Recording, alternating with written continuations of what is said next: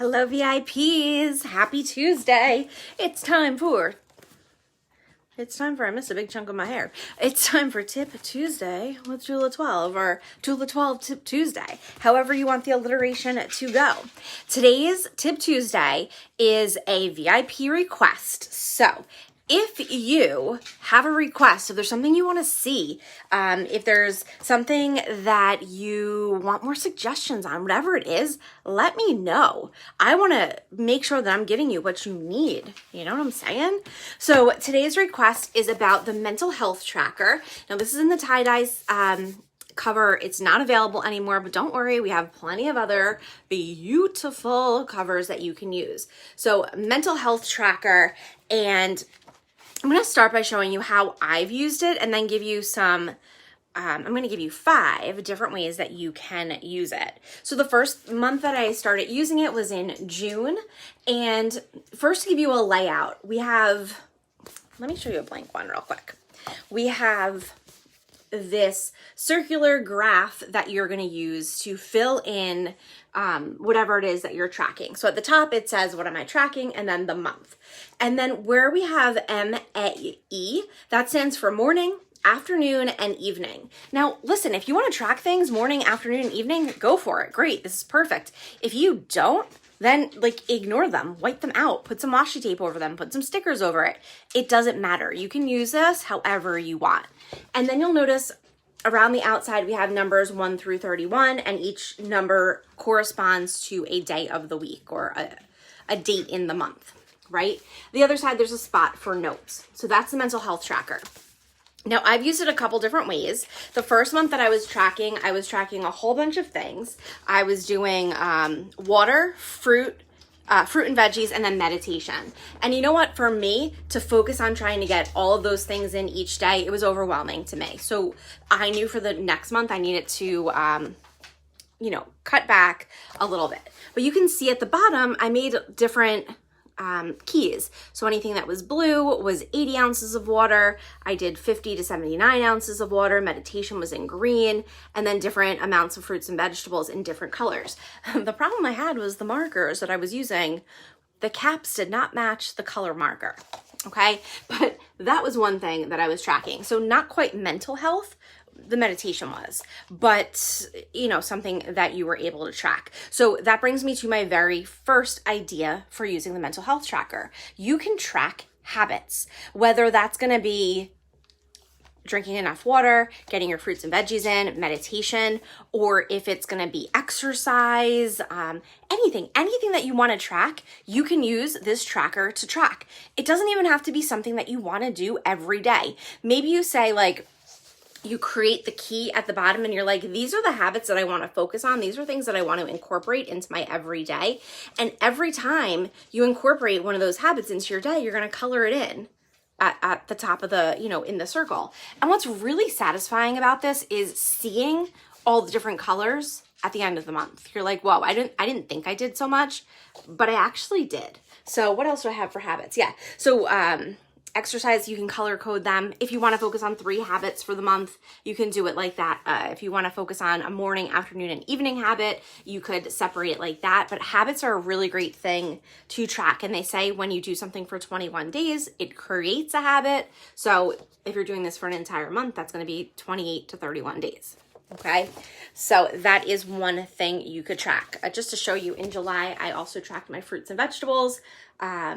And how was I doing this? I think I just did morning, noon, and night, and was just coloring them in however I wanted to.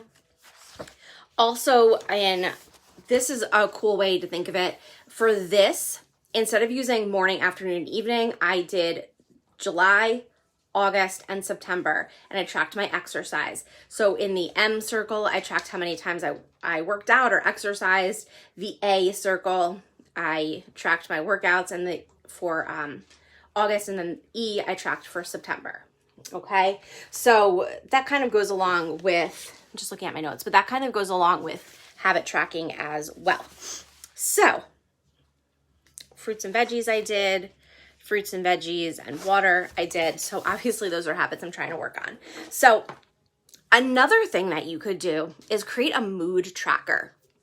So you would take your blank your blank insert. And at the bottom, you would maybe write down moods that you consistently or frequently experience. Maybe it's happiness, anxiety, depression, feeling of dread or overwhelm. I'm listing some of mine. So whatever moods you like most frequently have, you would list there. And then anytime you're kind of experiencing them, you can check them in and color code again, or you could do little patterns if you're really creative. So like dots, stars, lines. Or maybe you want to check in with yourself and say, like, how am I feeling when I wake up in the morning? And then around lunchtime, how am I feeling now? Am I still in that same mood from earlier?